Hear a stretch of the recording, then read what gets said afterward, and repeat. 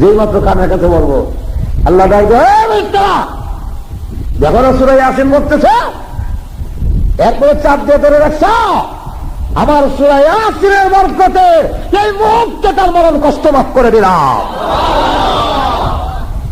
এখন এটা ছাড়া আর মাফের কোন উপায়? আল্লাহু আকবার, এত কষ্ট হবে।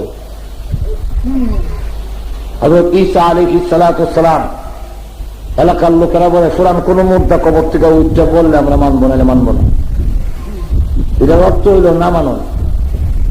ঈসা আলাইহিস যে কোরআন কবরে যা বলেন কোন দিন নিল্লা, আল্লাহর হুকুমে ওঠেন। সুবহানাল্লাহ। উঠছে হয়ে জিজ্ঞাসা করে মানান্তা ওমা ইসমুকা, আপনি কে, আপনার নাম কি? আমার নাম সাম, আর আমি হইলাম নূহ আলাইহিস সালামের ছেলে, আনা সাম ইবনে নূহ। সুবহানাল্লাহ, নূহ আলাইহিস সালামের ছেলে। আচ্ছা বলুন আমি আল্লাহর নবী কিনা? বলে হ্যাঁ, সাক্ষী দিলাম আমরা আল্লাহর নবী, এতে কোনো সন্দেহ নেই। আচ্ছা, এখন আমি আপনাকে প্রশ্ন করতে চাই, আপনি কি দুনিয়াতে থাকবেন না কবরে যাবেন? তখন যদি আল্লাহর কাছে বলবো আল্লাহ হায়াত বাড়ায় দাও, আল্লাহ হায়াত বাড়ায় দাও, আল্লাহ হায়াত দিবেন, আমরা থাকবেন। সাম আলাইহিস সালাম বলেন ও ঈসা নবী, আগে বলো আমি এখন যেতে গেলে আবার রুজে আসছে, এটা নেওয়ার জন্য কি আজরাইল আসবে? হযরত ঈসা আলাইহিস সালাম বলেন আপনি একজন আল্লাহর নবী, আপনি আজরাইলকে তো ভয় পান কেন? ও ভাই, আপনার সাথে তো আজরাইলের এখনো দেখা হয়েছে না, আপনি কি বলবেন? আজ থেকে 4000 বছর আগে রূহ বের করা হয়েছিল, আজও আমি মরণের কষ্ট ভুলতে পারি না।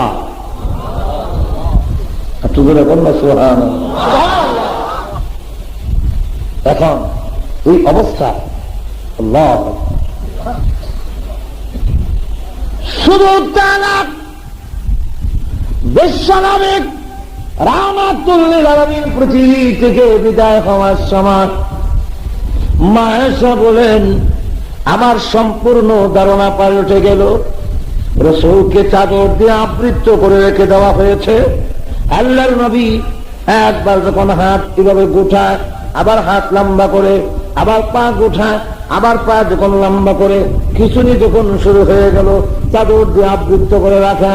আমার ধারণা ছিল আল্লাহর নবী রাহমাতুল লিল আলামিন নিষ্পাপ, ওনার মরণ কোনো কষ্ট হবে না। আমি তখন চাদরটা একটু সরালাম, তাকায় দেখি আল্লাহর কসম রাহমাতুল লিল আলামিনের শরীর মুবারকে এমন কোন পশম নাই যেই দিক দিয়ে দাম বের হয় না। হঠাৎ করে দেখে প্রচুর ওই চাদরের ভিতর থেকে দেখে রেখে বলে ফাতেমা গো, ও আয়েশা, ও ফাতেমা, দুজন রাসূলের কাছে বসা। রাসূল রেখে বলে ফাতেমা মা, দরজার দিকে তাকায় দেখ গো মা, কে যেন বারবার আমারে সালাম দেয়, ঢুকতে পারবো কিনা অনুমতি চায়, লোকটাকে আমি আমার মাথা উঠাতে পারি না, বুকে দারুণ ব্যথা শুরু হয়েছে। মাথায় ব্যথা, বুকে এমন ব্যথা শুরু হয়েছে, ওই যে ইহুদি আমাকে বিষ পান করাইছিল, এখন আমার ব্যথা শুরু হয়েছে। ইহুদিরা যে আমাকে জাদু করেছিল গো মা, এখন আমার বুকে ব্যথা শুরু হয়েছে। আমি কথা বলতে পারি না, মাথা ওড়াতে পারি না। দরজার দিকে তাকায় দেখ কে যেন বারবার সালাম দেয় করে ঢুকার জন্য চায়। হযরত ফাতেমা রাদিয়াল্লাহু আনহা দরজার দিকে তাকানোর উপরে আল্লাহ আজরাইলের সুবিধা ফাতেমার সামনে তুলে দিলেন।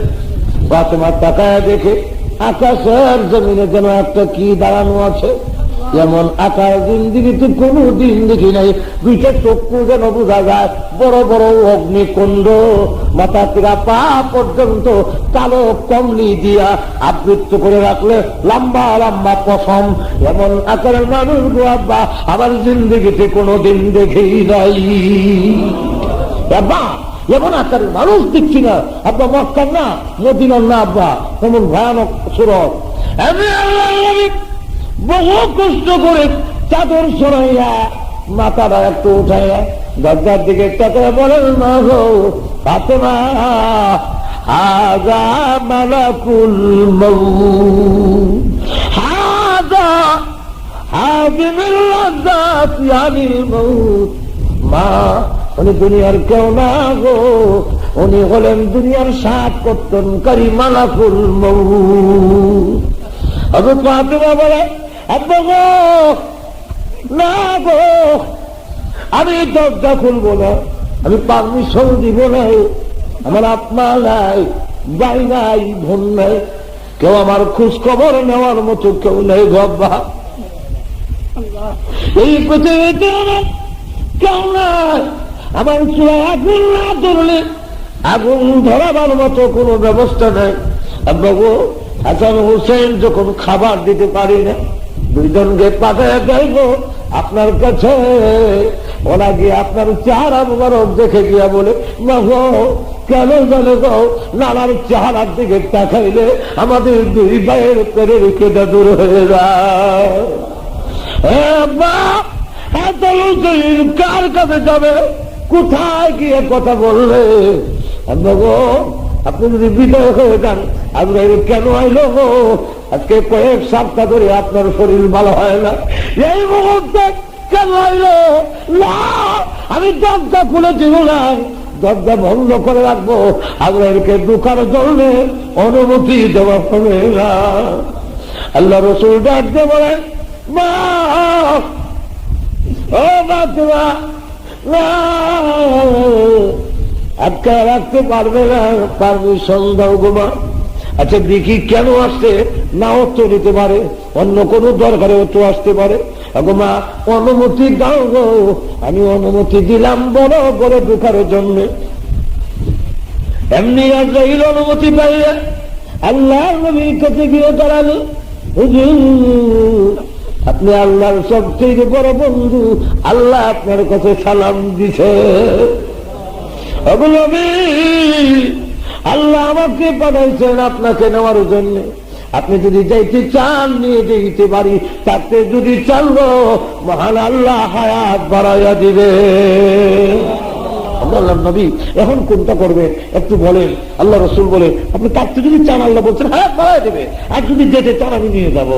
রসুল বলেন, যাবো কি যাব না এখন বলবো না, একটু অপেক্ষা করো।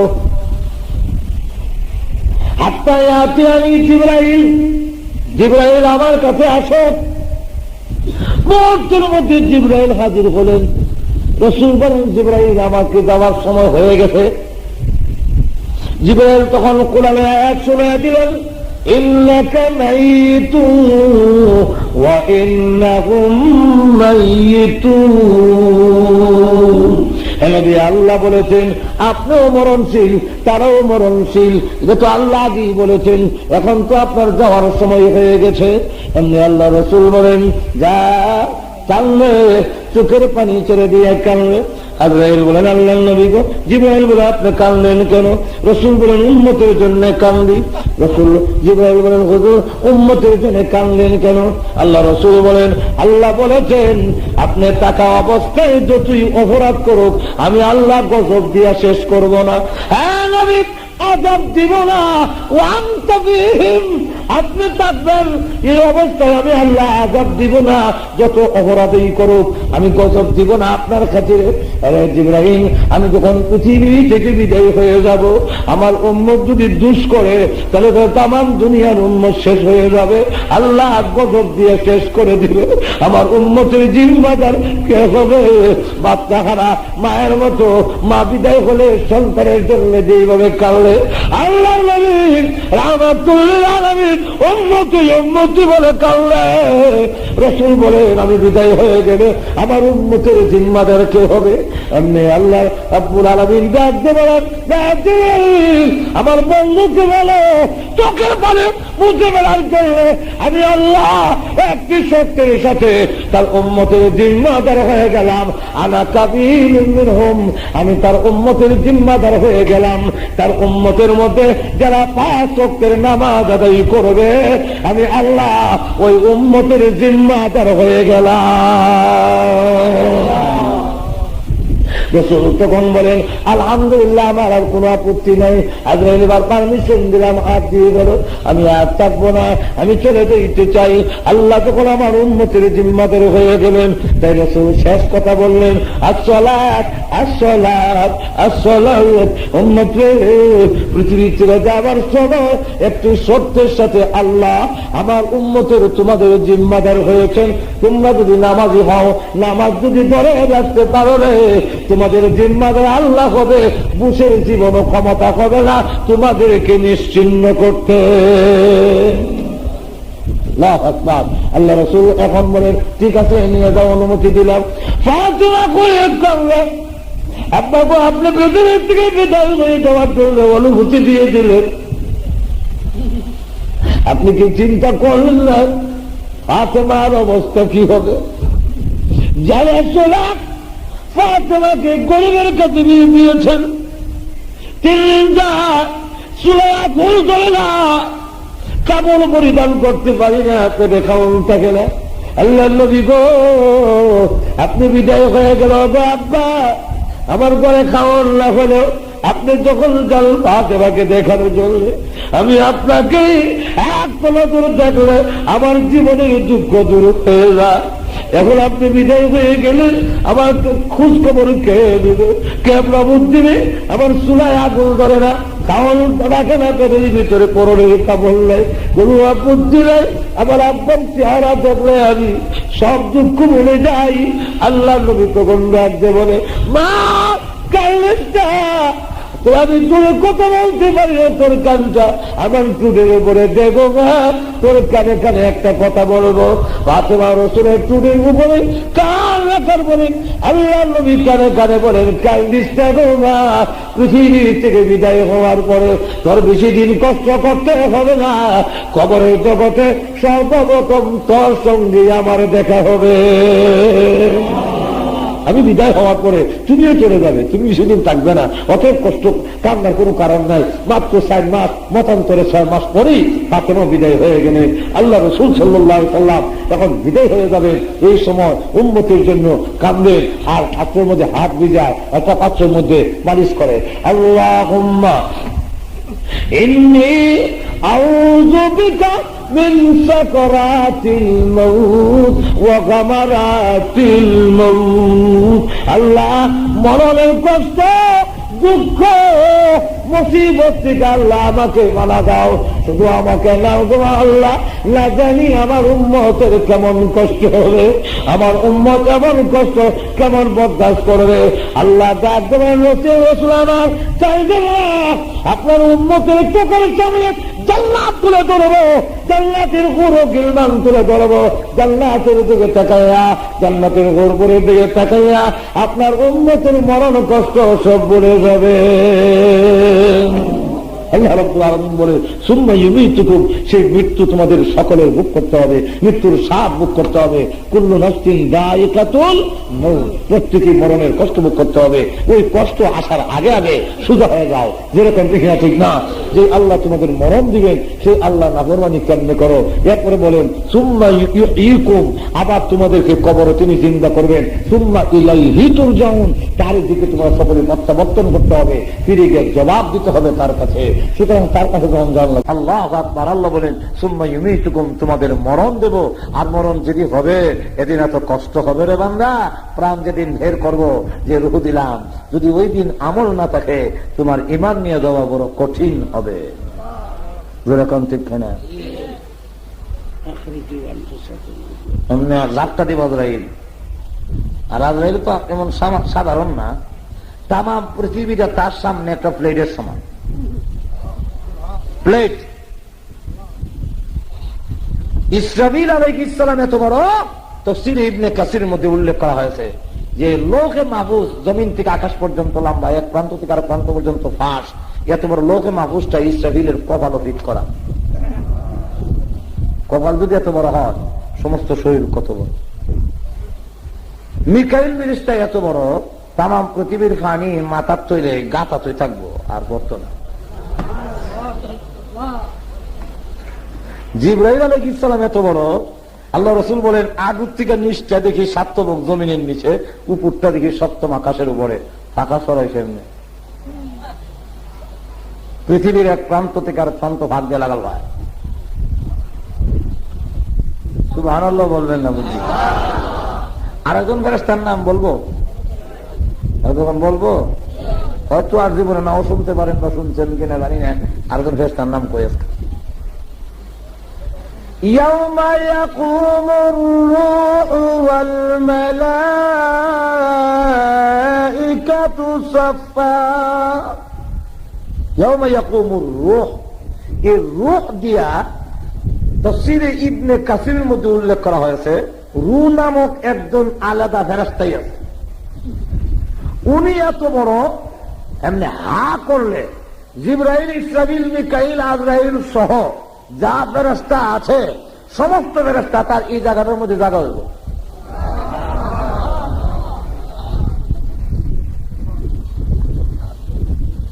ইয়াউমা ইয়াকুমুর রূহু ওয়াল মালাইকাতু সাফফা লা ইয়াতাকাল্লামুনা ইল্লা মান আযিনা লাহুর রহমান। যখন বলা হবে সব ফেরেশতা সারিবদ্ধভাবে দাঁড়াও, কিয়ামতের কঠিন ময়দানে, ইসরাফিল, জিবরাইল, মিকাইল সহ সব ফেরেশতারা এক লাইনে দাঁড়াইছে, আর রূহ নামক ফেরেশতা একা গিয়ে আর এক লাইনে দাঁড়াইছে। সমস্ত ফেরেশতা মিলে যতটুকু জায়গা লাগছে, একা রূহ নামক ফেরেশতা এক লাইনে এতটুকু জায়গা লাগে।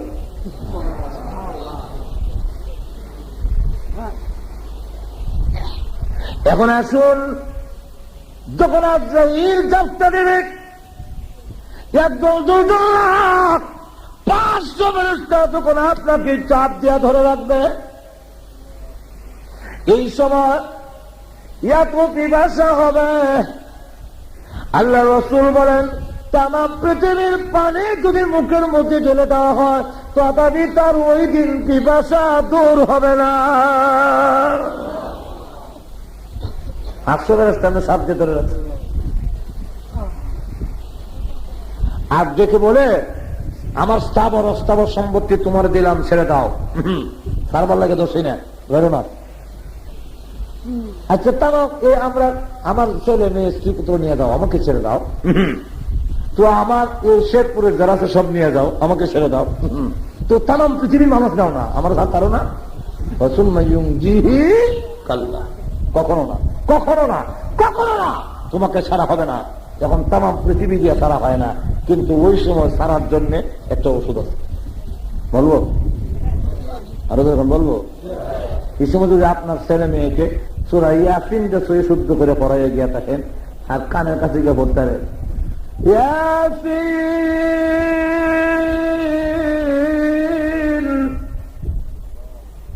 ওয়াল কুরআনিল হাকীম ইন্নাকা লামিনাল মুরসালিন, যেই মাত্র কানের কাছে বলবো আল্লাহ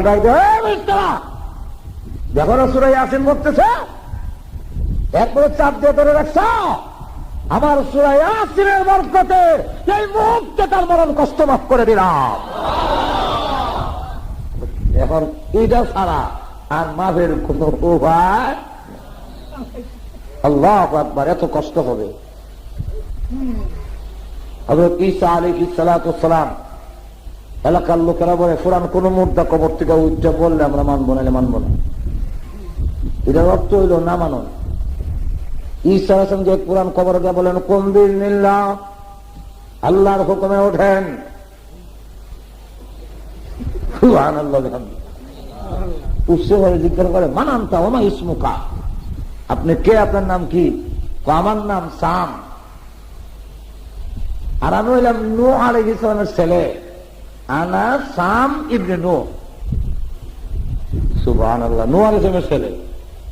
আচ্ছা বলুন আমি আল্লাহর নবী কিনা? বলে হ্যাঁ, সাক্ষী দিলাম আমরা আল্লাহর নবী, এতে কোনো সন্দেহ নেই। আচ্ছা, এখন আমি আপনাকে প্রশ্ন করতে চাই, আপনি কি দুনিয়াতে থাকবেন না কবরে যাবেন? তখন যদি আল্লাহর কাছে বলবো আল্লাহ হায়াত বাড়ায় দাও, আল্লাহ হায়াত বাড়ায় দাও, আল্লাহ হায়াত দিবেন, আমরা থাকবেন। সাম আলাইহিস সালাম বলেন, ও ঈসা নবী, আগে বলো আমি এখন যেতে গেলে আবার রুজে আসছে, এটা নেওয়ার জন্য কি আজরাইল আসবে? হযরত ঈসা আলাইহিস সালাম বলেন, আপনি একজন আল্লাহর নবী, আপনি আজরাইলকে তো ভয় পান কেন? ও ভাই, আপনার সাথে তো আজরাইলের এখনো দেখা হয়েছে না, আপনি কি বুঝবেন? আজ থেকে 4000 বছর আগে রূহ বের করা হয়েছিল, আজ আমি মরণের কষ্ট ভুলতে পারি না।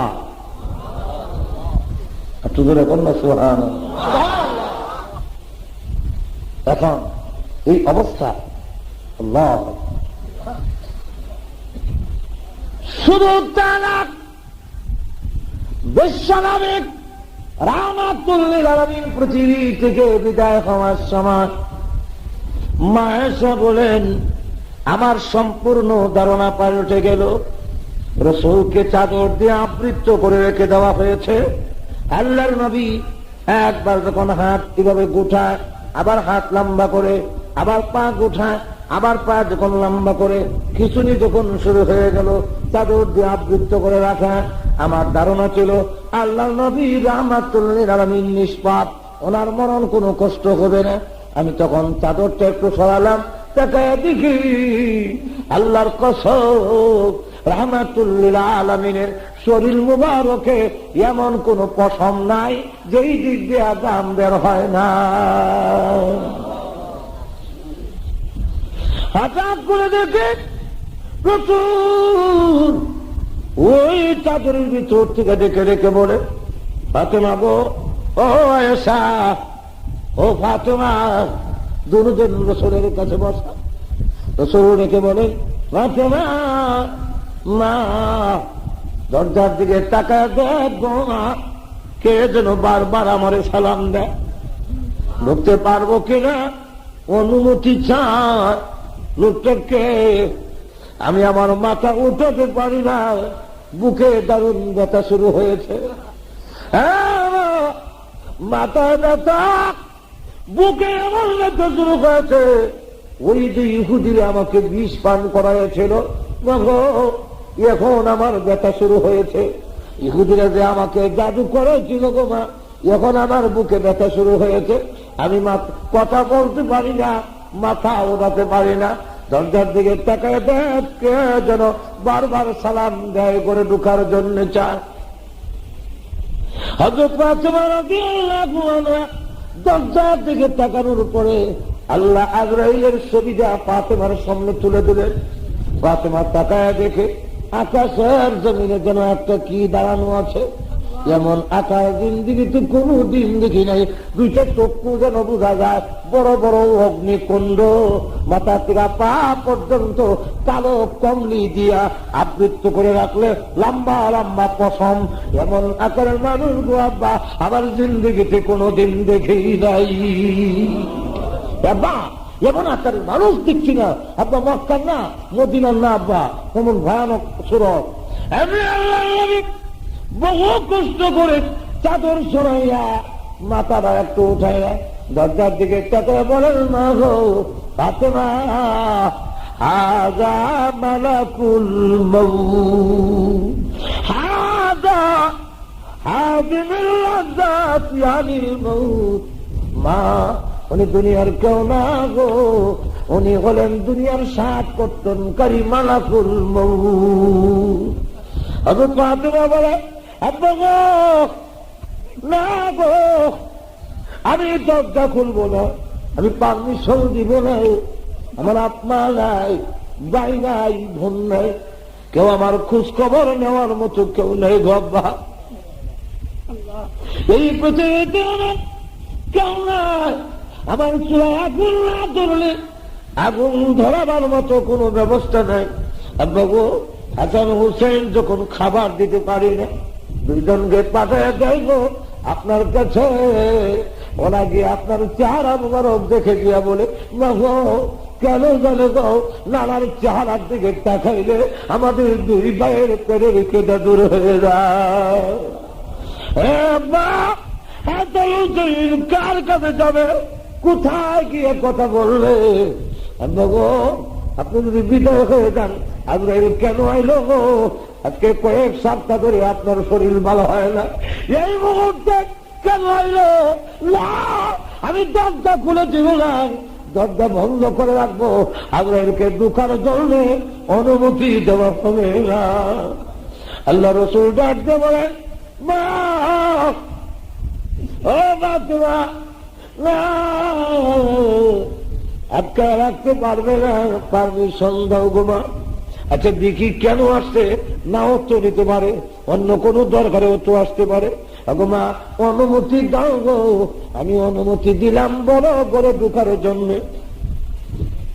এমনি আজরাইল অনুমতি পাইলেন, আল্লাহর নবীর কাছে গিয়ে দাঁড়ালো, হুজুর আপনি আল্লাহর সবচেয়ে বড় বন্ধু, আল্লাহ আপনার কাছে সালাম দিছে। আল্লাহ আমাকে পাঠাইছেন আপনাকে নেওয়ার জন্য। আপনি যদি যাইতে চান নিয়ে যেতে পারি, তাতে যদি চালবো মহান আল্লাহ হায়াত বাড়াইয়া দিবে। বললাম নবী এখন কোনটা করবে একটু বলেন। আল্লাহ রসুল বলেন, আপনি তাতে যদি চান আল্লাহ বলছেন হায়াত বাড়াই দেবে, আর যদি যেতে চান আমি নিয়ে যাবো। রসুল বলেন, যাবো কি যাব না এখন বলবো না, একটু অপেক্ষা করো। আমি জিবরাইল, জিবরাইল আমার কাছে আসো। মুহূর্তের মধ্যে জিবরাইল হাজির হলেন। রসুল বলেন, জিবরাইল আমাকে যাওয়ার সময় হয়ে গেছে। জিবরাইল তখন কোরআনের আয়াত শুনিয়ে দিলেন, ইন্নাকা মাইতুন ওয়া ইন্নাহুম মাইতুন।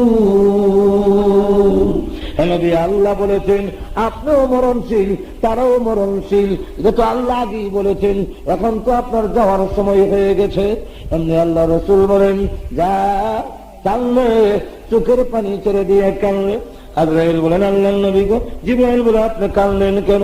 রসুল বলেন, উম্মতের জন্য কান্দি। রসুল জিবরাইল বলেন, হুজুর উম্মতের জন্য কানলেন কেন? আল্লাহ রসুল বলেন, আল্লাহ বলেছেন আপনি টাকা অবস্থায় যতই অপরাধ করুক আমি আল্লাহ গজব দিয়া শেষ করব না। হ্যাঁ নবী, আযাব দিব না, ওয়ান্তা বিহিম, আপনি থাকবেন এই অবস্থায়, আমি আল্লাহ আযাব দিব না। যত অপরাধই করুক আমি গজব দিব না আপনার খাতিরে। আরে জিবরাইল, আমি যখন পৃথিবী থেকে বিদায় হয়ে যাব, আমার উম্মত যদি দুষ করে তাহলে তো তামাম দুনিয়ার উম্মত শেষ হয়ে যাবে, আল্লাহ গজব দিয়ে শেষ করে দিবে। আমার উম্মতের জিম্মাদার কে হবে? বাচ্চাখানা মায়ের মতো, মা বিদায় হলে সন্তানের জন্য যেভাবে কাঁদে, আল্লাহর নবী রাহমাতুল আলামিন উম্মতি উম্মতি বলে কাঁদে। রাসূল বলেন, আমি বিদায় হয়ে গেলে আমার উম্মতের জিম্মাদার কে হবে? এমনি আল্লাহ রাব্বুল আলামিন ডাকতে বলেন, আমার বন্ধুকে বলো চোখের পানি মুছে ফেলার জন্য আমি আল্লাহ একটি সত্যের সাথে তার উম্মতের জিম্মাদার হয়ে গেলাম। আনা কাবিলুম মিনহুম, আমি তার উম্মতের জিম্মাদার হয়ে গেলাম। তার উম্মতের মধ্যে যারা 5 ওয়াক্তের নামাজ আদায় করবে আমি আল্লাহ ওই উম্মতের জিম্মাদার হয়ে গেলাম। রসুল তখন বলেন, আলহামদুলিল্লাহ, আমার আর কোন আপত্তি নাই। আজরাইল এবার পারমিশন দিলাম, হাত দিয়ে গেল, আমি আর থাকবো না, আমি চলে যেতে চাই। আল্লাহ তখন আমার উম্মতের জিম্মাদার হয়ে গেলেন। তাই রসুল শেষ কথা বললেন, আসসালাত আসসালাত আসসালাত। উম্মত রে, পৃথিবী থেকে যাবার সময় একটি শর্তের সাথে আল্লাহ আমার উম্মতের তোমাদের জিম্মাদার হয়েছেন। তোমরা যদি নামাজি হও, নামাজ যদি ধরে রাখতে পারো রে, তোমাদের জিম্মাদার আল্লাহ হবে। বুশের জীবনও ক্ষমতা হবে না তোমাদেরকে নিশ্চিহ্ন করতে। আল্লাহু আকবার। আল্লাহ রাসূল এখন বলেন, ঠিক আছে নিয়ে যাও, অনুমতি দিলাম। ফাতিমা করে কাঁদলেন, আব্বা গো, আপনি পৃথিবীর থেকে বিদায় হয়ে যাওয়ার জন্য অনুভূতি দিয়ে দিলেন। আপনি কি চিন্তা করলেন না ফাতেমার অবস্থা কি হবে? যারা সোনা ফাতেমাকে গরিবের কাছে বিয়ে দিয়েছেন, তিনি সুলাইয়া ভুল করে না, কাপড় পরিধান করতে পারি না, পেটে খাওয়ান থাকে না। আল্লাহ নবী গো, আপনি বিদায় হয়ে গেল গো আব্বা, আমার ঘরে খাওয়ান না হলেও আপনি যখন যান ফাতেমাকে দেখানোর জন্য, আমি আপনাকে এক নজর দেখলে আমার জীবনের দুঃখ দূর হয়ে যায়। এখন আপনি বিদায় হয়ে গেলেন, আমার খোঁজ খবর কে দেবে, কে প্রবোধ দিবে? আমার চুলায় আগুন ধরে না, তাহলে রাখে না, পেটের ভিতরে পরনের কাপড় নেই, কোনো আপত্তি নাই। আমার আব্বার চেহারা দেখলে আমি সব দুঃখ ভুলে যাই। আল্লাহ নবী তখন ডাক দিয়ে বলে, মা কাইলেন না, তো আমি তোরে কথা বলতে পারি না, তোর কানটা আমার টুটের উপরে দেখো মা, তোর কানে কানে একটা কথা বলবো। ফাতেমা রাসূলের টুটের উপরে কান রাখার পরে আল্লাহ নবী কানে কানে বলেন, কান্দিস কেন না, পৃথিবী থেকে বিদায় হওয়ার পরে তোর বেশি দিন কষ্ট করতে হবে না, কবরের জগতে সর্বপ্রথম তোর সঙ্গে আমার দেখা হবে। আমি বিদায় হওয়ার পরে তুমিও চলে যাবে, তুমি সেদিন থাকবে না, অতএব কষ্ট কান্নার কোনো কারণ নাই। মাত্র 4 মাস, মতান্তরে 6 মাস পরেই ফাতেমা বিদায় হয়ে গেলে আল্লাহ রাসূল সাল্লাল্লাহু আলাইহি সাল্লাম যখন বিদায় হয়ে যাবে, এই সময় উম্মতের জন্য কাঁদলেন আর হাতের মধ্যে হাত ভিজায়, একটা পাত্রের মধ্যে মালিশ করে, আল্লাহুম্মা ইন্নী আউযু বিকা মিন সাকরাতিল মাউত ওয়া গামারাতিল মাউত। আল্লাহ, মরণের কষ্ট, দুঃখ, মুসিবত থেকে আল্লাহ আমাকে মানা দাও, শুধু আমাকে নাও গো আল্লাহ, না জানি আমার উম্মতের কেমন কষ্ট হবে, আমার উম্মত এমন কষ্ট কেমন বরদাস্ত করবে। আল্লাহ ডাক দেবেন, রাসূল আমার চাইবে না, আপনার উম্মতের চোখের সামনে জান্নাত তুলে ধরবো, জান্নাতের হুরো গিলমান তুলে ধরবো, জান্নাতের দিকে তাকাইয়া, জান্নাতের হুরপুরের দিকে তাকাইয়া আপনার উম্মতের মরণ কষ্ট সব ভুলে যাবে। আল্লাহ রাব্বুল আলামিন বলে, সুম্মা ইউমীতুকুম, সেই মৃত্যু তোমাদের সকলের ভোগ করতে হবে, মৃত্যুর স্বাদ ভোগ করতে হবে। কুল্লু নাফসিন যায়িকাতুল মউত, প্রত্যেকই মরণের কষ্ট ভোগ করতে হবে। ওই কষ্ট আসার আগে আগে সোজা হয়ে যাও, যেরকম দেখি না, ঠিক না? যে আল্লাহ তোমাদের মরণ দিবেন, সেই আল্লাহ নাফরমানি কেমনে করো? এরপরে বলেন, সুম্মা ইউহয়িকুম, আবার তোমাদেরকে কবরে তিনি জিন্দা করবেন। সুম্মা ইলাইহি তুরজাউন, তার দিকে তোমরা সকলে প্রত্যাবর্তন করতে হবে, ফিরে গিয়ে জবাব দিতে হবে তার কাছে। সুতরাং তার কাছে যখন যাওয়ান লাগবো, সেরপরে কোন লোককে মারতে গেলে হিসাব করে মারে, কারণ ইগান আবার যাওয়ান লাগবো, পরের দিন আমারও ধরে মারবো, যেরকম ঠিক না? তোমরা সকলে আল্লাহর কাছে যেতে হবে। যদি এই কথা বুঝো, তাহলে আল্লাহর কাছে যেতেই হবে, তাহলে নাফরমানি করো কিভাবে? এই জন্য আসুন, আল্লাহ রাব্বুল আলামিন আমাদের সকলকে আল্লাহর বিধিবিধান মেনে চলা তৌফিক দান করুন। সকলে বলেন আমিন। জিন্দিগি না উসামিল্লাহ আদমের জিন্দিগি, এটা কিনে নিছে আরো করে মোল্লা ওমরের জিন্দিগি কেনা কিনে নিছে? মুসলমান আপনাদের জিন্দিগি কে কিনছে? দিচ্ছেন কি? তাহলে মা যে আপনি দিলেন, এই বিনিময় দিলেন, এটার চাইতে আল্লাহ যেটা দিল ওইটার দাম বেশি না কম? আরো করে দাম বেশি না কম? যদি আমার একটা এই মনে হচ্ছে জাহান দিয়ে যদি বেহেশত কিনা যায়, সুবহানাল্লাহ। তাই আমার আল্লাহ রাব্বুল আলামিন বলেন, আল্লাহ তো এই জান্নাত আল্লাহ দিয়ে দিয়েছেন, মুমিনের কাছ থেকে জানমাল কিনে নিছেন। এই মুমিনের জানমাল আল্লাহর যেরকম কাজ, আল্লাহ সুতরাং আল্লাহর রাস্তায় ব্যয় করো, যেরকম কার রাস্তা। এই জন্য উসামা বিন লাদেন মোল্লা ওমরের কথা হলো, জীবনের সবগুলো হলো প্রয়োজন বোধে ইহুদি খ্রিস্টানের পিছনে ব্যয় করে দেবো। ব্যয় করলে ওইটা আমার না, আল্লাহর দেওয়া জান, আল্লাহর কাছে যে বিক্রি করছিলাম, আল্লাহর দেওয়া মাল, আমি আল্লাহ যে কিনে নিছি, এইটা দিলাম আল্লাহরে। এত জোরে কেন সুবহানাল্লাহ? একটা ঘটনা বলবো, আরো জোরে কোন বলবো নাকি? এই আয়াতের ব্যাখ্যার মধ্যে লেখা, ইন্নাল্লাহা আশতারা মিনাল মুমিনিনা আনফুসাহুম ওয়া আমওয়ালাহুম বিআন্না লাহুমুল জান্নাহ। শেখ আব্দুল ওয়াহেদ নামে একজন বুজুর্গ ছিল, যিনি হলেন হাসান বসরি রহমাতুল্লাহ আলাইহির খলিফা। কার খলিফা? আর হাসান এই শেখ আব্দুল ওয়াহিদের পৃষ্ঠাবের নাম হলো হাসান বসরি। হাসান বসরির পৃষ্ঠাবের নাম হলো হযরত আলী। আলীর পৃষ্ঠাবের নাম হলো মুহাম্মদুর। শেখ আব্দুল ওয়াহিদ রহমাতুল্লাহ বলেন, এক আলিম ওয়াজ করতেছে, ইন্নাল্লাহ আশতারা মিনাল মুমিনিনা আনফুসাহুম ওয়া আমওয়ালাহুম বিআন্না লাহুমুল জান্নাহ। মুমিনের কাছ থেকে আল্লাহ জান মাল কিনে নিয়েছেন বেহেশতের বিনিময়। এমনি যুবক দ্বারা বলেন, হুজুর আপনার কথা ঠিক? বলে হ্যাঁ ঠিক। যে আল্লাহর কোরআন আয়াত, আমার জানানো কোনো কথা নয়। তাই নাকি? বলে হ্যাঁ আল্লাহর কোরআন আয়াত। বলে হ্যাঁ। এমনি কয় আমি সম্পত্তির মালিক বেশি, আমার আব্বা বিদায় হয়ে গেছে, কারণ সম্পত্তি আমার। যেরকম কার মারা মারা যাওয়ার পরে আরো যেরকম কে, এর জন্য বাবা মারা যাওয়ার পরে এতিম বাচ্চা থাকলে তার সম্পদের থেকে আর বাবার কোন অধিকার থাকে না। এতিমের মাল থেকে তেল জ্বালাইয়া ফাড়ানো অনুযায়ী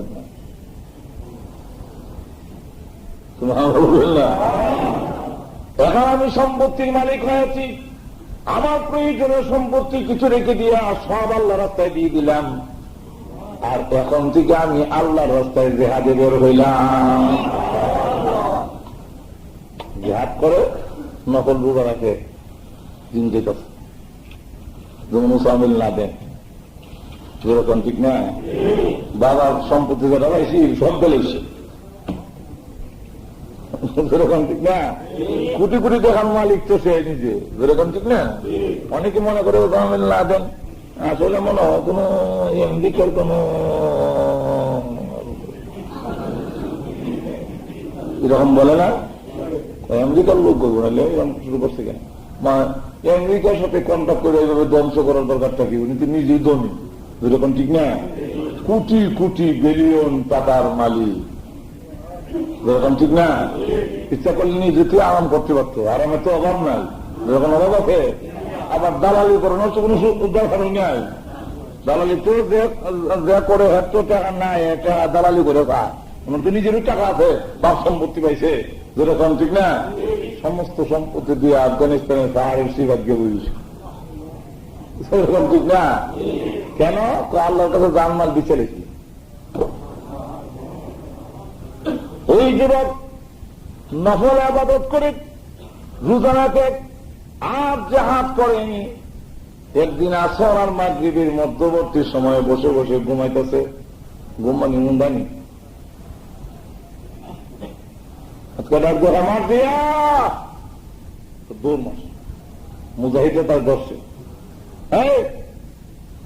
তারা কি ব্যাপার? মার জিয়া করে দুঃখ মালে তো বিয়ে করছে না, মাও নাই, তবে মার জিয়া কারা? মার জিয়া নামটা বললে কি বোঝা যায়? পুরুষ না মহিলা? এমনি তাকে বলে বেটা সুলাস কি মার জিয়া কইয়া। কারণ কি? আমি যে ঘুমাইছিলাম, এই ঘুমের মধ্যে স্বপ্ন দেখি আল্লাহ তরি বেহেশতে চলে গেছে। কোথায় গেছে? আরো এরকম কোথায়? বেহেশতের ভিতরে গেছি, ঢুকছি পরে দেখি একটা পুকুর হাউস, এটার মধ্যে 14 মিনিটের চন্দ্রের চৈতার উজ্জ্বল চেহারা বৈশিষ্ট্য মহিলারা গোসল করছে। আর একজন আরেকজনকে পানি শিখা দেয়, লাভ দিয়ে পানি পরে আবার উঠে আরেকজনের ধাক্কা দেওয়া দেয়। আর একজন আরেকজনকে বলে মার জিয়ার স্বামী জান্নাতের ভিতরে ঢুকছে। আমি দিচ্ছি দিক তাকায় দেখি আর কোন যুবক নাই। আমি তখন বুঝতে পারলাম মার জিয়ার স্বামী আমাকে বলা হচ্ছে। আমি কাছে গিয়ে জিজ্ঞাসা করলাম, তোমাদের মধ্যে কোন মহিলার নাম মার জিয়া?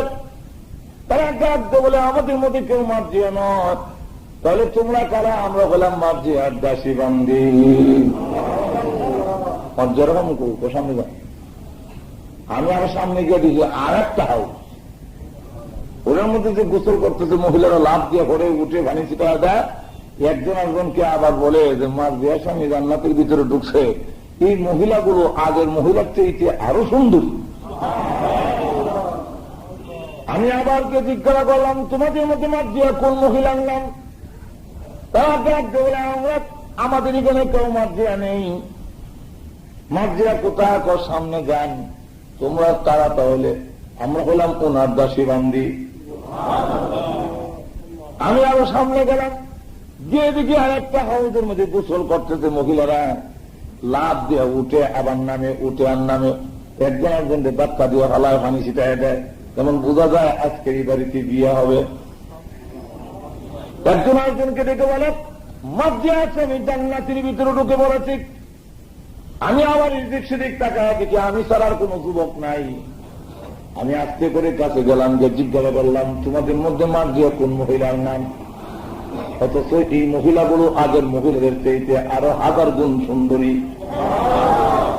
তারা ডাক দিয়ে বলে আমাদের মধ্যে মার্জিয়া কেউ নেই। তাহলে মার্জিয়া কোথায়? কারো সামনে যান। তোমরা কারা? আমরা বললাম মার্জিয়ার দাসী বান্দি।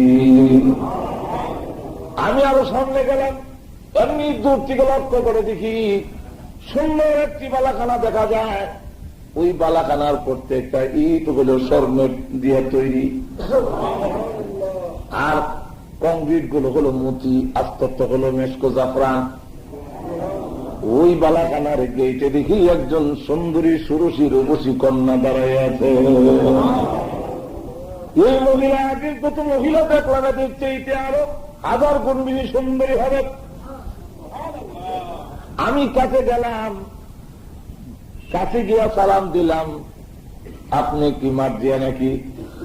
না, মার্জিয়া কোথায়? ভিতরে ঢুকুন। আপনি কেডা? আমি বললাম ওনার বালাখানার প্রহরী। ইতস্ত করতেছি, ডুববো কি ডুববো না, এমন বালাখানা কেমনি ডুবতা? আমার যখন ডাকতে বলে ও তো কোনো নিরাপদে শান্তিতে এটার ভিতরে ঢুকেন, কোনো ভয় নাই, গেট ধরাধরি নাই। তুমি আর বিয়ার মধ্যে গেট ধরেনি, আমরা দেশের মধ্যে গেট ধরেনি। আন্দোলন মহলে জানাই দাওয়াত দেন নিয়ে দরজা লাগে, আরো সুযোগ দেয়। কি দেয়? কি সুযোগ দেবেন? আসসালামু আলাইকুম এনে জামাই এসে বিয়ে করতো, আপনারা আসছেন কেনে? এরা আবার এটা শিক্ষা গেছে। এরা আবার জবাব দেয় ওয়ালাইকুম সালাম ভাই ওবা, জামাই এসে বিয়ে করতো, আমরা এসি শোভা। আমরা কি শোভা? এমনি ডাক দিয়ে বলে ভিতরে ঢুকবো বলে, হ্যাঁ। ভিতরে ঢুকলাম, যে ঢুকে দেখি স্বর্ণের খাট, আর খাটের পায়াগুলো হলো ইয়াকুত জবরদস্ত পাথরের তৈরি, খুব উঁচা গালিতে বিছানো। ওই গালিচার উপর একজন মহিলা বসা। এই মহিলা কি যে সুন্দরী, বলার মতো বাসা আমার নাই। ওই মহিলা শাড়ির আঁচল দিয়ে ঘুমটা দিয়ে বসা আছে, শাড়ির মধ্যে রেশমি কাপড়ের মধ্যে আবার দামি দামি পাথর দিয়ে এরা পাথর খচিত। এই শাড়ির আঁচলের এত দাম, আল্লাহর হাবিব বলেন ওর পরীরা মাথার মধ্যে যে শাড়ির আঁচল দিবে, এটা বিক্রি করলে তাম দুনিয়া দিলেও হবে না। এই অবস্থায় আমি তাই সালাম দিলাম, আসসালামু আলাইকুম। মাথা নাড়লো ওয়ালাইকুম সালাম, কিন্তু ঘুমটা সরায় না। আমি ইতস্ত করে বললাম আপনি কি মার্জিয়া নাকি? কাহা সুবহানাল্লাহ বলবেন না। এখন এইবারের অবস্থা কি হয়েছে? হ্যাঁ, এই লোকটা তখন আত্মহারা দেখে বলে আপনি যদি মার্জিয়া হয়ে থাকেন, অসংখ্য অগণিত রমণীরা বলেছে আমি নাকি মার্জিয়ার স্বামী, তাহলে কি আমি আপনার স্বামী নাকি? মাথা লাড়ে। কাহা এখন আনন্দে বুক ফেটে যাবে, ডাকতে বলে আমি কি আপনার কাছে বসতে পারি? কোন জমজমা হইলা, বসনের পারমিশন নাই। কেন নাই? তখন ডাকতে বলে যুবক, ওই আলিমের কথা শুনলেন, আল্লাহর কোরআনের আয়াত বিশ্বাস করে তুমি যে আল্লাহর সাথে ব্যবসা করেছিলে, জান্নাত কিনেছিলে, তোমার কাছে যে আল্লাহ জান্নাত বিক্রি করেছিল ওইটাই হলো সেই জান্নাত। আর এই জান্নাতের প্রধান হুরহুরি হলাম আমি। আল্লাহ আজকে হুকুম দিয়েছেন, ও জান্নাতের হুরুকিল মানুষ, জান্নাতকে কালার দাও, আনন্দ উল্লাস করো। আর প্রধান হুরপুরি গো, ওই বালাখানার ভিতরে ঘুমটা দিয়ে বসো। তোমার স্বামী আজকের ইফতারের সময় জান্নাতের বালাখানায় প্রবেশ করবে। এখন তোমার পারমিশন নাই কেন জানি? তুমি যে রোজা রেখেছ, আল্লাহ বলেছেন রোজা রাখা অবস্থায় ইফতার এই বালাখানার ভিতরে তোমার সাথে আমার হবে। কিন্তু এখনো পৃথিবীতে সূর্য ডুবে নাই, এই জন্য তোমাকে বসার পারমিশন দিতে পারি না। চুরুক বলার পরে যুবকের অবস্থা কি বই দেখে আমার ওয়াশ করে বলেছি। এখন তো ওরে আর ছেড়ে দেখ, আমি আমার মর্জিয়াকে ধরব। সূর্য লাল হয়ে গেছে, আর বেশি দেরি নাই। মুজাহিদরা তাকে ছেড়ে দিল, দুশ্মনের তাঁবুর ভিতরে ঢুকে পড়েছে, হামলা চালাইয়া দিয়েছে। আর পাল্টা হামলায় সে ক্ষতবিক্ষত হইয়া জমিনে পড়ে যখন গড়াগড়ি করতেছে, মুজাহিদরা তার কথা বাস্তবায়ন দেখার জন্য একবার সূর্যের দিকে তাকায়, আবার তার দেহের মধ্যে তাকায়। সে তো বলেছে ইফতারের সময় জান্নাতের বালাখানায় চলে যাবে। মুজাহিদরা বলে, আমরা আল্লাহর কসম করে বলি, যে সময় ওই আকাশের সূর্য ডুবে গেল, এমনি তাকায় দেখি তার দেশের ভিতর থেকে রূপ বের হইয়া আল্লাহ তোর জান্নাতে চলে গেছে। এই জন্য ও যুবক, তোমার জান মাল আল্লাহ খরিদ করেছেন। এখন এই জান মাল যদি অন্যত্র খরচ করো, সিনেমা হলে খরচ করো, ডিসেন্টিনা দেখে খরচ করো, অবশ্যই করলা তোমার সময়ে। আর যদি তুমি তাকে ইবাদতের মধ্যে কাটাও, তাহলে আল্লাহর প্রতি তুমি খরচ করেছ, এর বিনিময় আল্লাহর তৈরি জান্নাত আছে। এই জন্য বলেন, এটা যদি আমার প্রতি খরচ না করে, গুনার কাজের মধ্যে সময়টুকু খরচ করো, কিয়ামতের মাঠে তোমার এই নওজোয়ানি কালের জবাব দিতে হবে। তাই রাসূল বলেন, ওয়ান শাবাবিহি ফীমা আবলা, তার এটার জবাব দিতে হবে নওজোয়ানি কালটা কোন পথে ব্যয় করেছ। এটার দাম বেশি না কম? আরো জোরে কম? বুড়া খালার কোন জায়গা নাই, তখন তো কমই লাগে। তো কেউ জায়গা দেয় না, আমরা কি কম জায়গা দেয়? বুড়া হইলে আস্থান, বড় স্থান নাই। যাদের সাথে সন্ত্রাসী করছেন ওদের দলও আর স্থান দেয় না। এই জন্য আমি মাঝে মাঝে বলি, আমার এলাকার এক সুদ, তারা জিজ্ঞাসা করা হয় চুরি করনি, এখন কন্যা ওদু চুরি করি না, কেলে করো না? আমার নেয় না। কেন নেয় না? আমার কাশি উচ্চ জায়গা কি উঠে, আরো করে কোন কি উঠে, কাশি উচ্চ জায়গা। এর লেগে আর সন্ত্রাসীদের সাথে করতো গড় জায়গা নাই।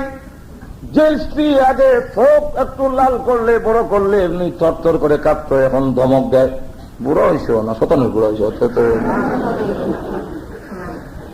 বাচ্চাদের কথা কিছু বললে ধমক দেয়। শেষ পর্যায়ে বুদ্ধি দিছে, মসজিদে গানগা রোজ করে মসজিদে, ওইখানে গিয়ে আল্লাহ আল্লাহ করেন। এখন মসজিদে এসে ইমামের ভুল ধরে, মুয়াজ্জিনের ভুল ধরে। ইমাম সাহেব তো ঘন ঘন মাসে মাসে বাড়ির জায়গার লেগে 6 মাসে একবার যেতে পারে না। ওটা তো বুড়ো হয়ে গেছে, 6 মাসে না বছর না গেলে কোনো এখন ঠিক না। ইমাম সাহেব তো বাড়ি যাওয়ার লাগে মাসের পরে, কথা বলছেন না। মুয়াজ্জিন বেটা খালি খাস আর মসজিদ না, এই একটা বিরক্ত করে, এরা অশান্তিতে নাই। সে যখন আল্লাহ এই বুড়াটা কোন দিন মরবো, মসজিদ শান্তি, মসজিদও দেখতে হবে এরকম ঠিক কিনা। এই নবুয়ানির কাল কিন্তু থাকবে না, এটার জন্য জবাব দিতে হবে। যেরকম লাগবে কিনা? অপচয় করো না, নৌজওয়ানি কালের অপচয় করো না। এই 9 জন কালটা অপচয় করলে বুড়া বয়সে আফসোস করবা। যেরকম ঠিক কিনা? নৌজওয়ানি কালে যদি কেউ আল্লাহকে ডাক দেয়, আল্লাহ, আল্লাহ জবাব দেয় 70 বার কেন ডাকস? ও যুবক, তোর ডাকে আমি আল্লাহ খুশি হয়ে যাই। এখন তো তুই সিনেমা হলে থাকার কথা, তফসির মাহফিলে চলে আসলি। আল্লাহ বলেন আমি খুশি হই। বুড়া বয়সে কান্দে আল্লাহ, কত তফসিরও যাইতাম, এখন বুড়া হয়েছি, এখন ঘর থেকে যেতে পারি না। আল্লাহ এখন নফল নামাজ পড়তে পারি না, কোরআন তেলাওয়াত করতে পারি না। আল্লাহ ডাক দিলে ফেরেশতারা, হাদিস শরীফে আসছে, আল্লাহ রসুল বলেন তখন ডাক দেবে ফেরেশতারা, ওই বুড়া লোকটার আমল নামায় কিন্তু এরশাকের সোয়াব বন্ধ করো না, আওয়াবিনের সোয়াব বন্ধ করো না, তফসিরে জাওয়ানের সোয়াব বন্ধ করো না, কোরআন তেলাওয়াতের সোয়াব বন্ধ করো না। নওজোয়ানি কালে যত ইবাদত করতো সব আমল নামায় জারি রাখো। আল্লাহ করে না তো, না করো, করছে না জোয়ান কালে? আল্লাহ করছে তো, তখন বুড়া হয়েছে, পারে না, এটা তো আমি দিছি বুড়া। এখন ঠিক না? ঠিক না? এখন এই নওজোয়ানি কালে আল্লাহর ইবাদত বন্দেগী যারা করেছে, তার সময়টাকে অপচয় না করে আল্লাহর ইবাদত বন্দেগীতে যারা কাটাইছে, আল্লাহ রাসূল বলেন কিয়ামতের ময়দানে আল্লাহ ডাক দিলে, যুবকরা কই? আর নওজোয়ানি কালে নামাজ পড়েছিস, নওজোয়ানি কালে তুই রোজা রাখছিস, নওজোয়ানি কালে তাফসীর মাহফিলে কোরআনের সাথে মহব্বত রাখছিলে। আরে বান্দা, আজকের হাসরের মাঠে আর ছায়া নাই, আর তুই আমার আরশের ছায়ার তলে আশ্রয় নেই। আল্লাহ ডাকতে বলেন 7 দলকে আল্লাহর আরশের তলে জায়গা দিবেন। এর মধ্যে প্রথম নম্বর দলটা হলো ইমামুন আদিলুন, 2 নম্বর হলো শাআবুন নাশা ফি ইবাদাতিল্লাহ, আল্লাহর ইবাদতে যারা সমকালেছে। আর যদি অপচয় করো, ওরা কালে আফসোস করবা, তোমার নওজোয়ানি থাকতো না, যেরকম থাকবে। এই জন্য কবি বলেন, হাফেজ সিরাজি, উনি নওজোয়ান, উনি রাত্রে 2টার সময় নদী পাড়ি দিয়ে প্রেমিকার বাড়িতে যাইব, কারণ এই সময় তো আই লাভ ইউ, আল্লাহ আই লাভ ইউ আমারও কষ্ট না, যেরকম ঠিক না? ঠিক না? ওই বদরুল নেতারা লাভ ইউ কষ্ট খেলে দীঘা, যেরকম ঠিক না? আমাকে বল আল্লাহ তোমার ভালোবাসি, আল্লাহ বলেন আমিও জবাব দে, আমিও তোরে ভালোবাসি। ও বান্দা, দুনিয়ার ওইগুলা বলিস না, বলা আমারে বল, আমারে ভালোবাসা, আমারে যদি 5 দুনিয়ার সব পাইয়া যাইবি, সেরকম ঠিক না? বদরুল নেতার লাগে ভাবল ইয়া ভালোবাসা, I love you, I love you, লেফটিনও গেল লেখস আই লাভ ইউ, খালি ইটি লেখস I love you, I love you. শেষে বদরুল নেতারে সোলমুদ্দির কাছে বিয়া দিলাইছে, তুই এখন পাগল। কিন্তু আমার প্রেমে পাগল যারা, আমাকে যারা বলেছে আল্লাহ তোমারে ভালোবাসি, সে কোনদিন ব্যর্থ হবে না। যেরকম ব্যর্থ হবে, আল্লাহকে বলে আমি আল্লাহ তোমার ভালোবাসি, তোমার হওয়ার জন্য আমি সব করতে রাজি। আল্লাহ বলেন তোর ব্যর্থতা নাই, ব্যর্থতা নাই। যারা বলেন ব্যর্থতা আছে, ব্যর্থতা নাই, কিন্তু তুই গেলে যে সময় নষ্ট করলে, এটার জন্য আফসোস করবে। তো ওই যায়, নদী পাড়ি দিয়া যায়। এখন তার অন্তরে এলহাম হয়েছে, বলবো কি এলহাম হয়েছে? আর বলে বলবো জবান দিয়া, অটোমেটিক কবি তো জায়গা হইতেছে না ভাই, একটু যদি আপনারা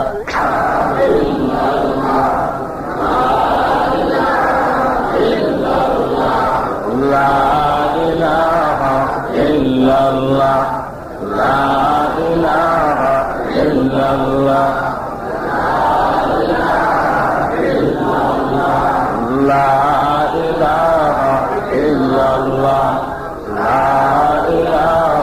ইল্লাল্লাহ, লা ইলাহা ইল্লাল্লাহ, লা ইলাহা ইল্লাল্লাহ মুহাম্মাদুর রাসূলুল্লাহ। আরো সিরাজির জবান দিয়ে বের হয়ে গেছে, সে ফার্সিতে তার ভাষায় বলে, বস্মহাবের বতু গোয়েম কেগুল তাজা নমি মানব আগন মানদ সবে দিগর নমি মানদ গুল আল গুলশান জুদা গাছটা তরু তাজা নমি মানান আগর মানদ সবে দিগর নমি মানান हमेशा इज्जते नामा बय खाना नमी मानन अगर मानन सबे दिगर नमी मानन তার জবাব দেবে হচ্ছে ওরে আমি সিরাজি আজকে নৌজওয়ান আজকে শরীরে শক্তি আছে শীত মানুষ না নদী হারি দেশ তোরই নৌজওয়ান একটু তপ্ত না ওই সময় তো সামনে আল্লাহ হামিদা পেলে তোর কোমর দুঃখ খাইবে তোর এখন ঠিক না এরপরে তুই আল্লাহ 3 বদনা হানি লাগবে উজু করতে এক বদনা হানি হয় না মুখ দোষে হাত ধইব উজু গেছে ব্রেক নাই স্বামী আল্লাহ আল্লাহ কমর করছে অন কষ্ট লেগে যেরকম ঠিক না এখন এই অবস্থায় তোর নৌজওয়ানি কাল থাকবে না অপচয় করিস না এই নৌজওয়ানি কালটাকে ওয়ালা তুবাদ্দির তাবযীরা যারা অপচয় করে তারা শয়তানের ভাই শয়তান তার সমটারে আল্লাহর নাফরমানি করে অপচয় করেছে সুতরাং তুমিও যদি আল্লাহর নাফরমানি করো শয়তানের ভাই বা কার ভাই আল্লাহর হুকুমের নাফরমানি করে শয়তান আছে না তার জিন্দেগি শেষ নেই এই জন্য আল্লাহ বলেন ইন্নাল মুবাদ্দিরিনা কানু ইখওয়ানাস শায়াতিন অপচয় করো না অপচয় যদি করো শয়তানের ভাই হইবা কার ভাই শয়তানের ভাই করলো কেন শয়তানও গুনাহ হতে তো সময় নষ্ট করছে যেরকম ঠিক না ঠিক না আরো এরকম ঠিক না তুমি যদি তোমার এই জিন্দিগিটা কি গুনার হতে ভাই করো তাহলে তুমি শয়তানের পথই হয়ে যা যেরকম ঠিক না ঠিক না আল্লাহ নিয়ামত কম পাইছি জিনের আওলাদ হয়ে গেছে মুআল্লিমুল মালাইকা ফেরেশতারা শিক্ষক কথা হচ্ছে এখন আল্লাহ কইছে আদমের সাথে দেখো দেখ তুই কিন্তু আমার রহমত থেকে বঞ্চিত হইবি কইল হ্যাঁ গুনার হতে তার সময় নষ্ট করছে তুমিও যদি আমার এত নিয়ামত পাই গুনার হতে নষ্ট করো তাহলে তুমি শয়তানের ভাই কথা জানি কেমনে ভাই মার ফের হয়েছে শয়তানের মার ফের হয়েছে আল্লাহ শয়তানের ভাই গুলো করলে গিয়া দুইটা কারণ কমু অসুবিধা সামনে যায় দুইটা কারণ একটা কারণ হলো সময়ের অপচয় আর একটা হলো মালের অপচয় এখন কোনটার অপচয় একটা সময়ের অপচয় আর একটা কোন অপচয় যারা সময় অপচয় করে তারাও শয়তানের ভাই যারা মালের অপচয় করে তারাও কার ভাই শয়তানের ভাই আর শয়তানও আমার অসংখ্য গণিত নিয়ামত হয়ে হ্যাঁ আমার নাফরমানি করে জিন্দিগি শেষ করবে ঠিক না শেষে গিয়ে জাহান্নামে ভাষণ দেয় একটা বই লেখছে একজনে শয়তানের ভাষণ শয়তান একটা দিয়া মাইক দিয়ে রাখছে মুখে ভাষণ দিতে শয়তানকে তখন জিজ্ঞাসা করা হবে জাহান্নামে গিয়ে আরে শয়তান তুই আমাদের ধ্বংস করছিস তাহলে তখন জ্ঞাতস্বরূপ করবো শয়তান কয় না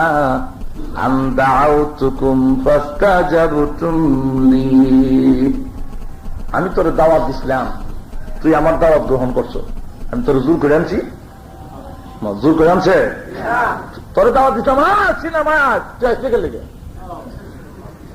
তোর দাওয়াত ইসলাম দিনা দেখ লাগাইয়া তুই গেছলে গেলে গিয়ে দিকে আমি কি তোর জোর করে হাত পা বান্ধা নিছিলাম কেন তোর কম বান্ধা নিছে তুই আমার আন্দাও তুকুম ফাস্তা যাব তুমি আমি দাওয়াত দিয়েছি আমার দাওয়াত তুই গ্রহণ করেছিস এখন আমারে ফালা তালু মুনি অলুমু আনফুসাকুম শয়তানের ভাষণ এরকম কার ভাষণ আল্লাহ কোরআনে বলেন কোরআনে আর এরকম কোথায় শয়তানের আয়াতে প্রথমে উল্লেখ করছে শয়তান এরকম হ্যাঁ শয়তান ভাষণ দেয় ফালা তালু মুনি অলুমু আনফুসাকুম আমার দোষারোপ করো না নিজেকে দোষারোপ করো কেন তুই হোটেলের পর্দার ভিতরে ডাইরের পড়া খাইছিলাম জোর করে নিয়েছিলাম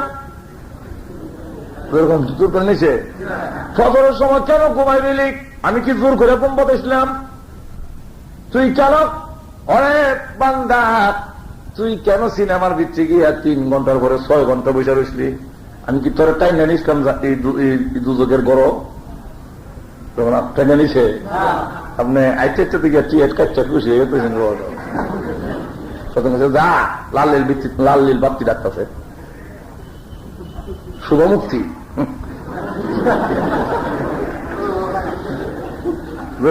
ঠিক না? যা তুই গেছলি কেন লেগে, এখন আমার দোষারোপ খরচ কেন লেগে?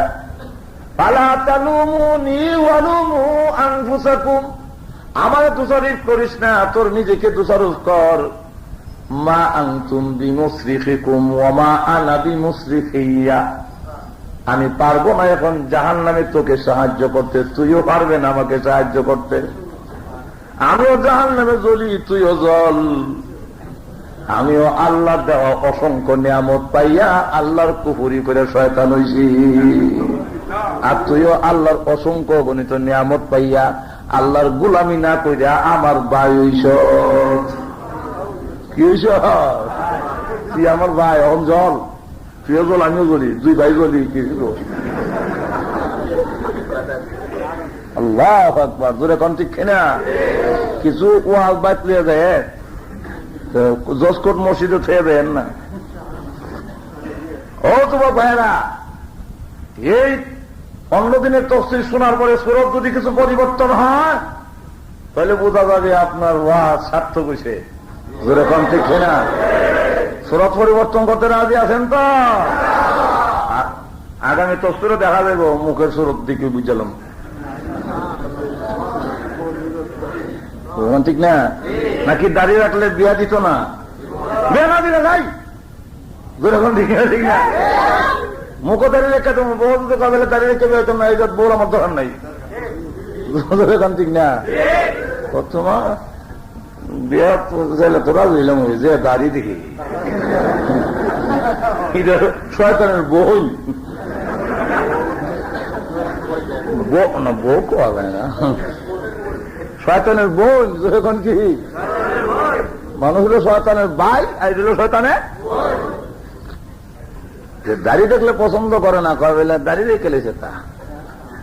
এইটা শয়তানের বই নিচ্ছ না, আর তোমার শয়তানের বই না। সে মাছ ধরার জন্য বর্ষি নদীতে ফেলায়, যেরকম ফেলায় না। এখন এই লোহার বাঁকা বর্ষি দেওয়ার মধ্যে কিছু আধার দেয়, জির বা আরো অন্য কিছু। এটি কেন দিছে? মাছের খেদমত করার লেগে, সেবার লেগে না, এই বাঁকাটা বৃত্তে ঢুকে বের লেগে। এই জন্য দিছে না যে মাছ খাওয়ান খাও না, আমি খাওয়ান দিলাম, খাও। ষড়যন্ত্রের বর্ষিটা দেখা যাচ্ছে, উপরে দিছে খাবার দেখা যায় না, যেরকম দেখে ঠিক না। আর পানির উপরে একটা কারি আছে, এটা আমাদের দেশে বলে সিফকারি, আর আপনারা কি বলেন? সোহাইট। কি বলে? সোহাইট। এটা হল এনজিওর অফিস।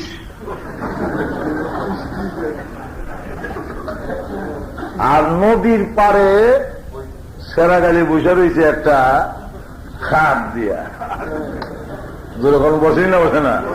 এটা হল আমেরিকা, রাশিয়া, কানাডা। ওই মাছ দললো কি দললো না, সেরাগালি নদীর ভাবছে কেমনি বুঝবে? শোকাইতে করবো দর্শে, যেরকম ঠিক না? ঠিক না? তো আমাদের এনজিও অফিস গুলো আমেরিকা, রাশিয়া, ফ্রান্স, কানাডা এখানে থেকে খবর দেয়, যেরকম ঠিক না? ঠিক না? এখন বোয়াল মাছ, বোয়াল ছিলেন তো না, গোয়াল যাক একটা ওই লইছে, বোয়াল মাছ আইসে খাইছ, জমা খাও। এর মধ্যে একটা পুরান বোয়াল ছিল, মুরব্বী। সে ডাক দেখা, দেখ এটা আসলে খাওন না, কিন্তু মরণ। এটার ভিতরে একটা ষড়যন্ত্রের লোহার বর্ষি আছে, পানির উপরে একটা সোকাইট আছে, আবার নদীর পাড়ে সেরাগালি বসে রয়েছে। যেই মাত্র এটা দৌড়বে এমনি সোকাইট লড়বো আর দিব টান, এমনি কলজাত লাগবো, পারে উঠাইয়া এরপরে খাটটা দিয়া গাঠটার মধ্যে একটা বাড়ি দিবে, দিয়া গাড় ভাঙ্গিয়া করে দা দিয়া কাইচা লবণ মরিচ লাগাইয়া লোহার কড়ার মধ্যে ভাজি করিয়া দিয়াই দাওয়াত দেয় না, আর দিস সবাই খাইব। বাকি জোয়ান যে আছে না, জোয়ান যেটি খালি এখন তাজা হয়েছে বোয়াল, ওই ডাক দিয়ে হয় তোমরা বলে প্রকৃত যুগের বাধা, উন্নত যুগের বাধা, কত পানির নিচে দৌড়ে মেহনত করে খাইতে হয়, আর এগুলো খাওয়ান জমা খাইলে খাইতে ভালো, খালি বাধা দিতে পারো, খাওয়ান দিতে পারো না। ঠিক তেমনি ভাবে আমরা দেশি উলামায়ে কেরাম মুরব্বীরা বললে খালি মোল্লারা হইল এই যুগের প্রকৃত যুগের বাধা, এরকম ঠিক না? ঠিক না? উন্নত যুগে বাধা।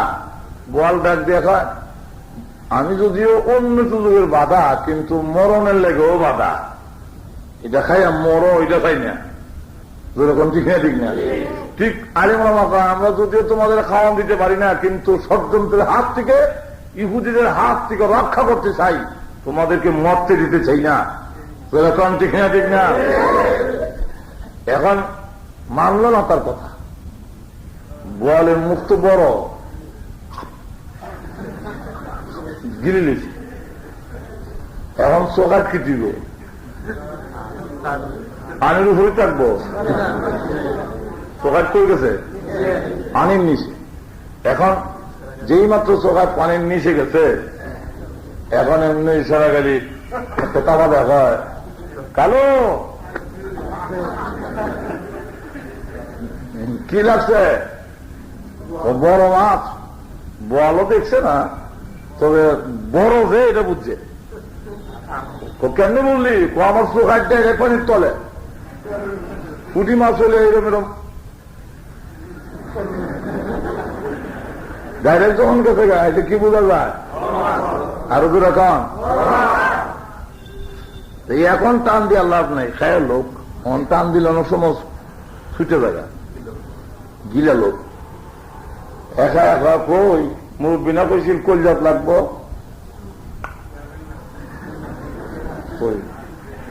বোয়ালের ফ্যাট কিছু উঁচা হয়েছে, উন্নতি হয়েছে না, উন্নতি হয়েছে না, বুঝবা উন্নতি।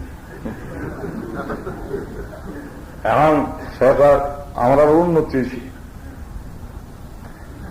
তুমি মুখের মধ্যে একটা ফ্যাস লেগে গেছে, পাচ্ছি না একটা ফ্যাস, ফ্যাসটা কি এর ফ্যাস? সুতার ফ্যাস। এই ফ্যাস বাংলার লেগে জিব্বাদা বাড়িতে আরো সুতা খায়, যতই খায় সুতার ফ্যাস। আর ঠিক তেমনি হবে আমাদের দেশে কিছু এনজিও সাহায্য হয়, আবার তো ঘর তুলে, যখন ঠিক না কেবল বসা, তখন ডাক দেখা মোল্লারা করছিল আমরা অবনতি হইব, ওই দেখ কেমন উন্নতি হয়েছে, ঘর তুলছি, কেবল বসাইছি। কিন্তু এখন বড় লক্ষ্য করে দেখে একটা ফেসলাই করেছি, আল্লাহ রাব্বুল আলামিন বলে সুম্মা ইউমীতুকুম, সেই মৃত্যু তোমাদের সকলের ভোগ করতে হবে, মৃত্যুর স্বাদ ভোগ করতে হবে। কুল্লু নাফসিন যায়িকাতুল মউত, প্রত্যেকেই মরণের কষ্ট ভোগ করতে হবে। ওই কষ্ট আসার আগে আগে সোজা হয়ে যাও, যেরকম ঠিক না? ঠিক না? যে আল্লাহ তোমাদের মরণ দিবেন, সেই আল্লাহ নাফরমানি কেমনে করো? এরপরে বলেন সুম্মা ইউহয়িকুম, আবার তোমাদেরকে কবরে তিনি জিন্দা করবেন। সুম্মা ইলাইহি তুরজাউন, তার দিকে তোমরা সকলে প্রত্যাবর্তন করতে হবে, ফিরে গিয়ে জবাব দিতে হবে তার কাছে। সুতরাং তার কাছে যখন যাওয়ান লাগবো, শেরপুরে কোন লোককে মারতে গেলে হিসাব করে মারে, কারণ ইগান দাবার যাওয়ান লাগবো, পরের দিন আমারও ধরে মারবো, যেরকম ঠিক না? তোমরা সকলে আল্লাহর কাছে যেতে হবে। যদি এই কথা বুঝো তাহলে আল্লাহর কাছে যেতেই হবে, তাহলে নাফরমানি করো কিভাবে? এই জন্য আসুন আল্লাহ রাব্বুল আলামিন আমাদের সকলকে আল্লাহর বিধিবিধান মেনে চলার তৌফিক দান করুন। সকলে বলেন আমিন, আরো বলেন আমিন।